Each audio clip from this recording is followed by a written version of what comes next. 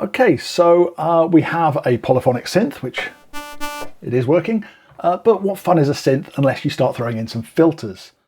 So I'm going to move this digital to analog converter down a bit, disconnect the leads coming into it, and I'm going to connect to the output of this multiplier a new object. I'm going to type in VCF tilde, which should be unsurprising to hear is a voltage control filter, and the tilde means it's dealing with audio signals. Let me put down a little here, just so I can patch some stuff in top of it, and then patch the first outlet of this to the left and right outputs of the DAC.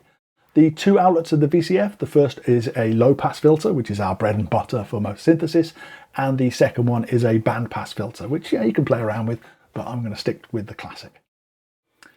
So the other two inlets we've got available, the first inlet of the VCF is the signal that's going to be filtered, and the other two are the cutoff frequency and the Q, or roll-off slope, essentially. So I'm going to bring in a new horizontal slider. Now I'm going to do this using a shortcut, Command-Shift-J, which gives me my horizontal slider straight away. Right-click with the properties, and this is going to be a logarithmic one because it's dealing with frequencies. It's going to go from 20 Hz to 20 kHz. That should do the trick nicely.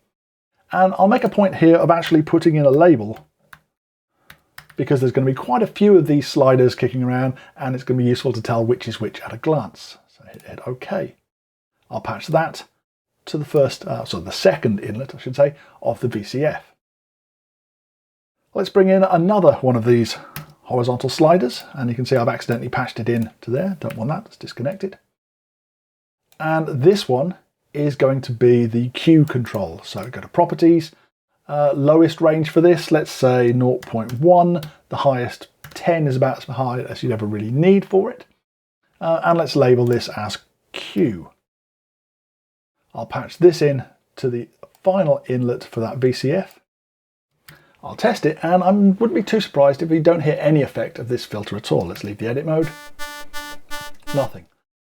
This is because we haven't actually output any values from this cutoff frequency or the Q yet. We're going to need to go in and tweak these both before they start behaving as you'd expect.